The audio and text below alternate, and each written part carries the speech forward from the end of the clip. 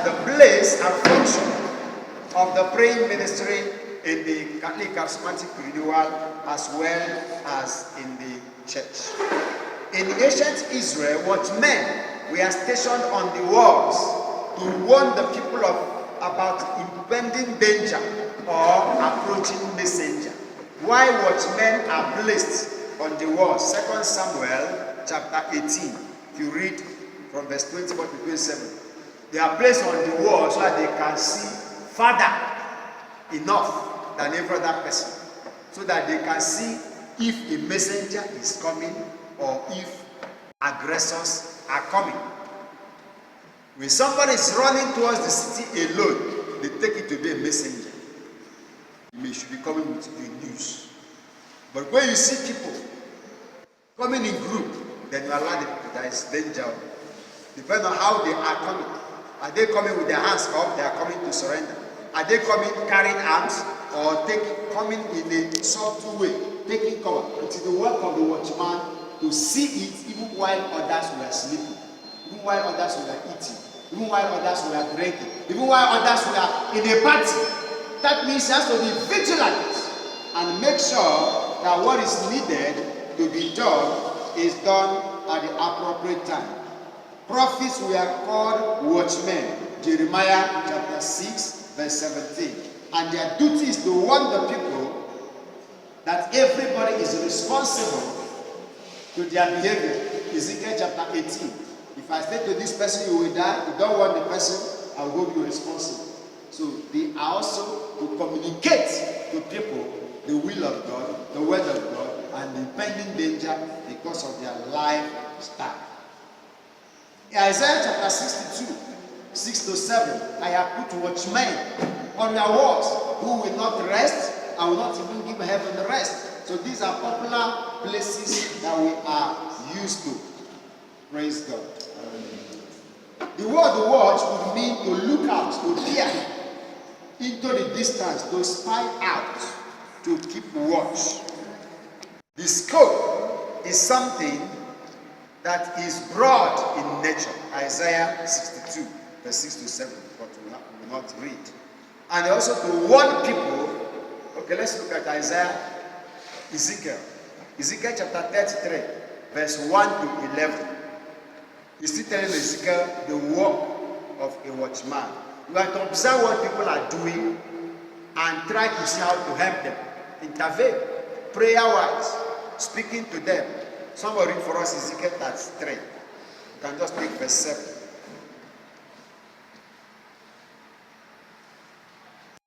Watchmen, which is the right word for the intercessor of our time, they have three functions. Anybody in Ezekiel? The 3 verse 7, verse 7 for us. Hallelujah. Now, mortal man, I am making you a watchman for the nation of Israel. You must pass on to them the warnings I give you. It's okay. You must pass on to them the warnings I give you. How will I pass God's warning to you if I don't have a cordial relationship with God to know that there is a warning? That is why if anything tragic happens to your brethren, we are the intercessors. We are not living with that person, but it's expected that God is not supposed to allow anything to happen in the prayer group without first of all alerting you, so that you understand the work of intercession. It's not as easy as just belonging to the ministry. So it is our duty to warn people when I am angry with them, to let them know the state of affairs in the nation, to let them know where they are in the scheme of kingdom affairs. Praise God. Amen. The work of intercession is tripartite, 3 number. They are posed on the high walls prayerfully to be able to understand the activities in the city, what happens internationally among the nations, as well as what is happening in heaven. The first work of intercession is to stay above people so that you can monitor what is happening, understand what is happening above, understand what is happening within, understand what is happening around. Meaning, as in the prayer group, it is your duty to know the mind of God concerning the prayer group. It is your duty to detect what is happening in the prayer group. It is also your duty to discern what is happening around the prayer group, national wise, international wise, and so on and so forth. Praise the Lord. Hallelujah. Hallelujah. Amen. 2, they have to be alert to the character and the ways of God. The character and the ways of God. Intercessor's work is to review the promises of God, how they are unfolding for the church, how they are unfolding for government, and now be able to warn the people, and now be able to let the people know that this is exactly what God wants from them. Also, the third aspect is to take stock of where you are in the scheme of things, to take stock of the journey of salvation in your own life and in the life of the people that you are keeping watch. So, Isaiah 62. Let's somebody put Isaiah chapter 62. Let's read verse 6 and see what it says we are to do. It is our duty to understand what God says and let other people understand it as well and talk to God on behalf of our people. Isaiah 62 verse 6. Someone read it for us.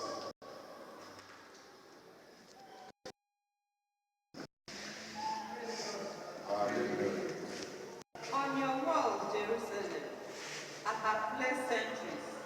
They must never be silent day or night. They must remind the Lord of his promises and never let him forget them. They must not keep quiet, either by day or by night. So there's no break in intercession, because the enemy does not have break. He's always working to see whom to devour. We have to go to block the loopholes. Praise God. In the curriculum of our discussion, also look at the division of the ministry. The intercessory ministry, being broad, is divided into 3 groups or 3 major groups, major team. The counseling team. We talk about the counseling team, we're talking about people that have maturity, people that are trustworthy, people that have experience, that can give professional advice to other people. Counseling team. Then we have the healing and deliverance team. In some prayer group, because of the largeness of their number, they even split healing different from deliverance. Nevertheless, they do almost the same work. It's the work of liberation. Healing, we all know what healing is. Restoration of health.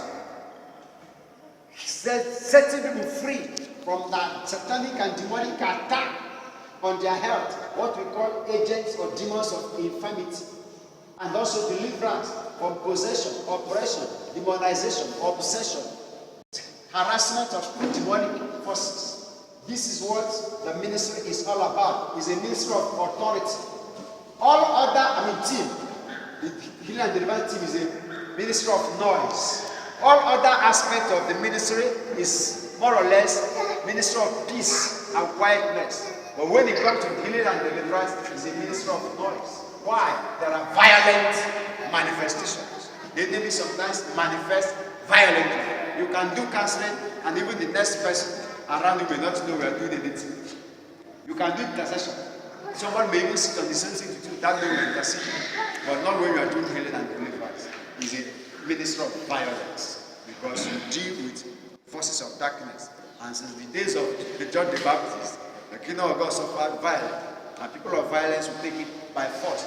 Because it is a ministry of force. That team, ministry in the ministry. Healing and deliverance is a ministry of force. Isaiah 49, verses 24, 25, 26. Can the lawful captive be delivered? The Bible says yes, they can be delivered. But how do you deliver a lawful captive? By force. Praise God. You know the meaning of a lawful captive? It doesn't mean that the person is keeping him arbitrarily, but the person that is keeping that person, the person actually committed offense. So how do you remove that person by someone that think he has a legal right? It has to be by force. Praise God. That one. Then the third aspect is intercessor team. The broad name is intercessory ministry. We have counseling team, healing and deliverance team, intercessory team. In fact, I just had a session last week, 3 days ago, Saturday, with another prayer group where I extensively taught on this division. So later you'll find it because I'm going to put it in our YouTube page, the teaching, where I give the full teaching. Praise God. The intercessory is now the main work and the hardest work. This is where it has to do with the gift of revelation and the gift of the power gifts, whereby you stand the gap, whereby you do what? You speak to God and to men in the gap, seeking for peace, seeking for mercy, seeking for favor, as well as receiving revelation as per direction. While people in the field are busy doing the work of deliverance, just like Moses, Aaron, Joshua. Joshua was in the field fighting. Moses was raising the hand. That is the work of intercession. And the Bible said that when Moses' hand lowered, they began to win the person with the sword. Meaning the powerhouse is on top of the mountain. This is the work of intercession. And one that can receive revelation and tell you why you are failing in your deliverance or how to do deliverance. They are not there, but where they are people of intimacy with God. We call them seekers of the face of God. They are people that discuss with God. And therefore, he has qualities. That's not our main thing, so we're not going further into that. Praise God. Amen. Expectation from intercessors. What does the ministry expect from you? What does the prayer group expect from you? What of outsiders? So we're looking at the function, the conduct, and then attitude. Praise God. All intercessors are supposed to be beatified. The beatitude. They are supposed to have certain lifestyle. They are expected to be friendly, comely, and homely. They are expected to be people of integrity, reliable and dependable. It's not a ministry of anyhow lifestyle. People have great expectation. When we talk of counseling, a man can tell you in counseling what he does not feel free to tell his wife. A woman can tell you in counseling what she does not feel free to tell her husband, and so on and so forth. So it requires a certain lifestyle that will encourage trustfulness. It requires one being trustworthy. And that takes us to the subheading, the general qualities of an ideal intercessor. The general qualities of an ideal intercessor. This is a popular teaching, but the summary of it is in what we call holiness. Praise God. Amen. Holiness is beyond what many people think that holiness is. For instance, the Bible says, "Be holy, for I, the Lord your God, I am holy." Praise God. Amen. So the question is, are you holy?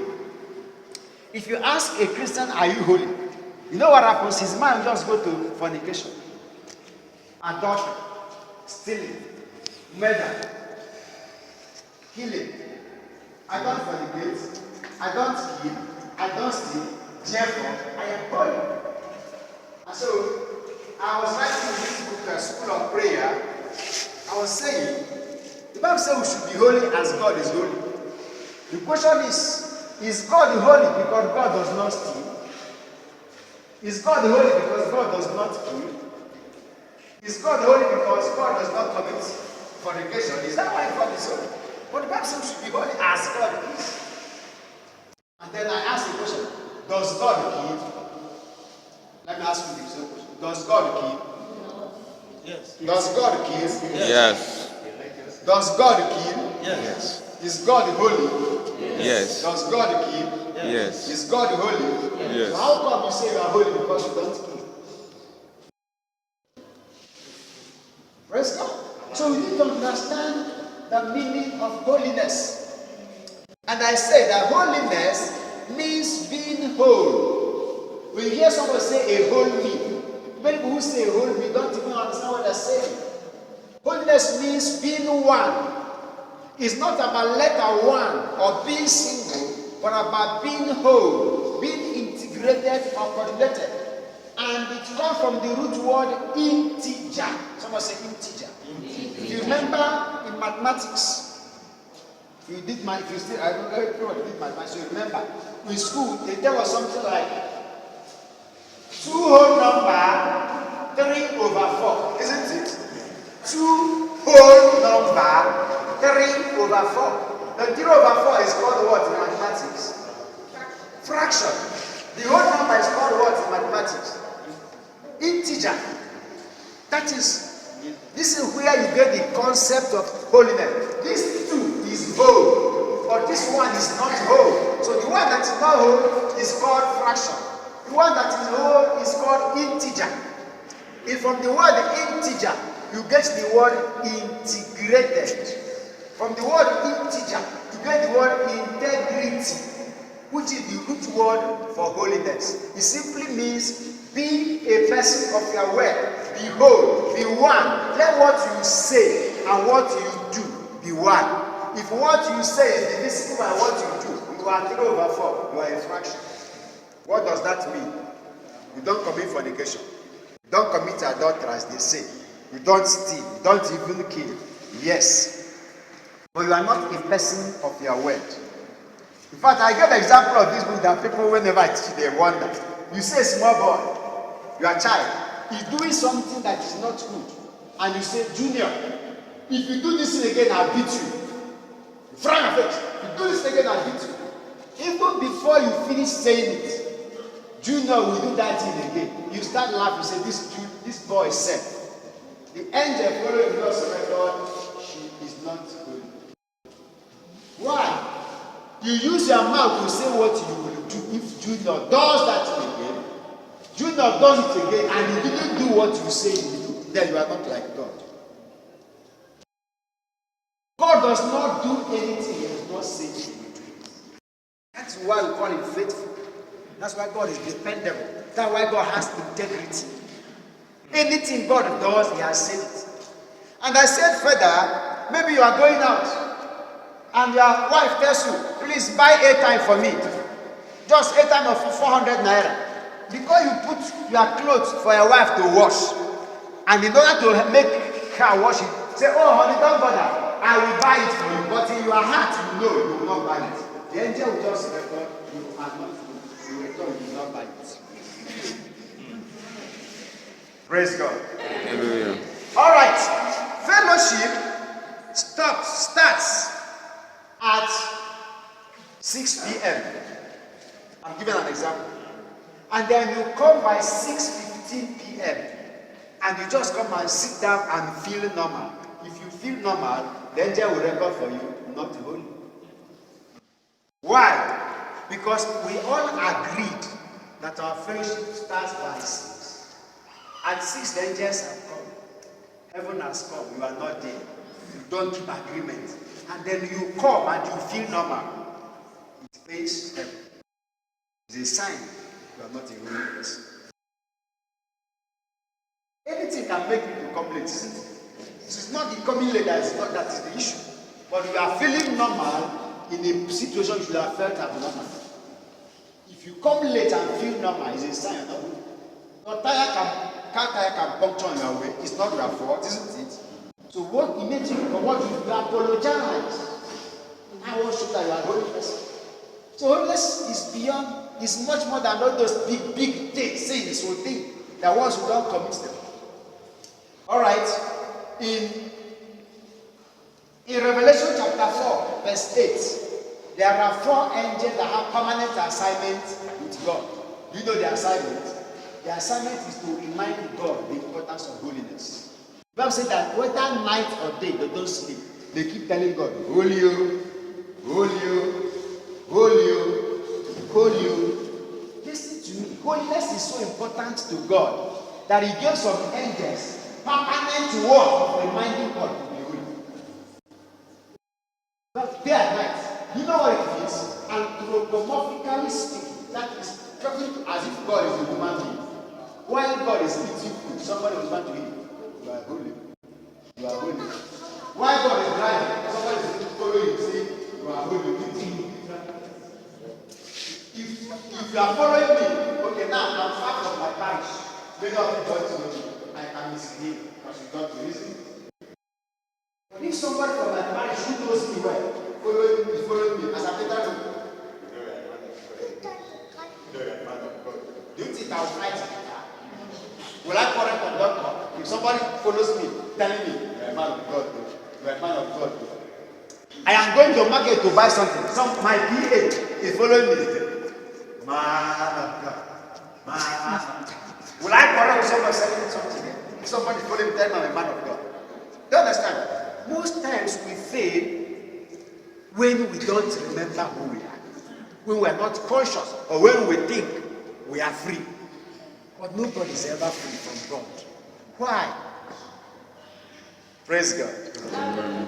People know of guardian angel. You think that the work of a guardian angel is just to protect you.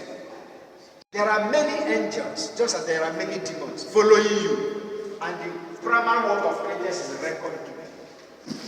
Record keeping. Praise God. They are always there reminding God, you are holy, you are holy. And that is why God will not violate his word. But even if you want to be without hearing the word, you are holy, he says. Praise God. Yeah, I said that even part of why God may not answer some of our prayers is because of his holiness. Because the word says, Jeremiah 29:13, you will find me if you seek me with your heart. But God is a compassionate God. Maybe you are seeking him in the wrong way.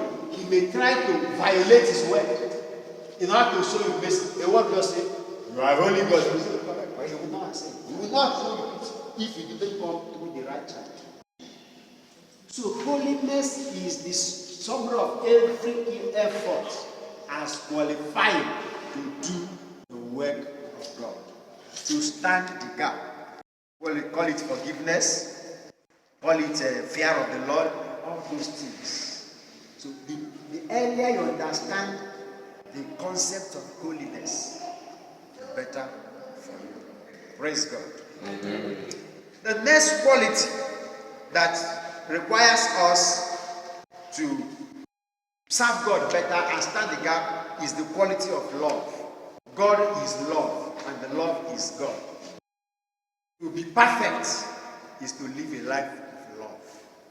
If you read Matthew chapter 5 verse 48 in King James Version, it says, be perfect as your heavenly Father is perfect. But if you read it from Jerusalem Bible, it did not say be perfect. It says here, anybody here with the Jerusalem Bible?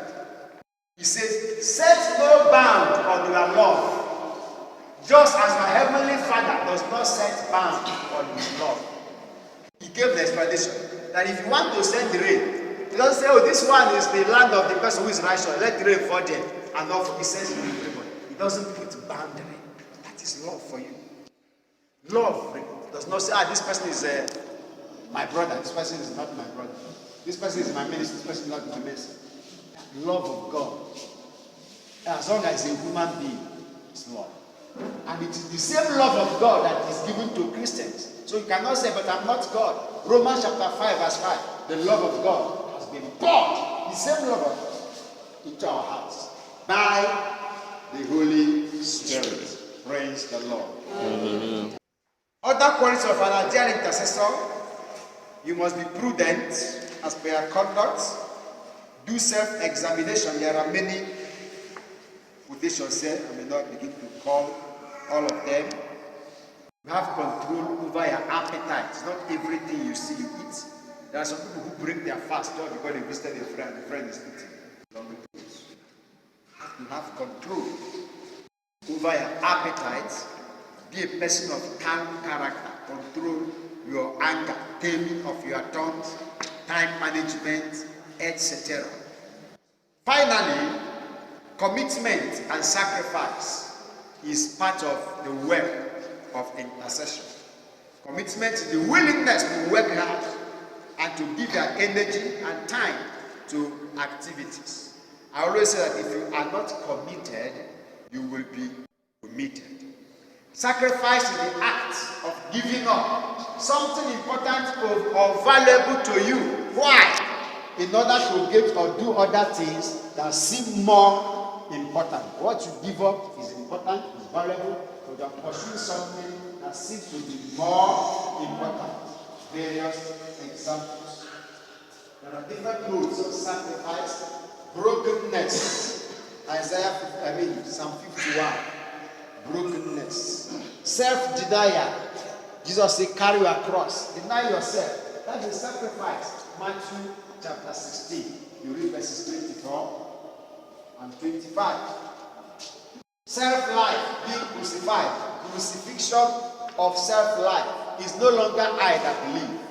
Galatians 2:20. Meaning you don't gratify the desires of your flesh. You don't give it what it wants. Mortification. A life of mortification. Colossians chapter 3 verse 3. Fasting and almsgiving. These are part of the requirements of intercession. I'm not going deep into all this because there are things we are already very familiar with. In conclusion, intercession ministry is called the ministry of love. And love simply means action, sacrifice, even unto death.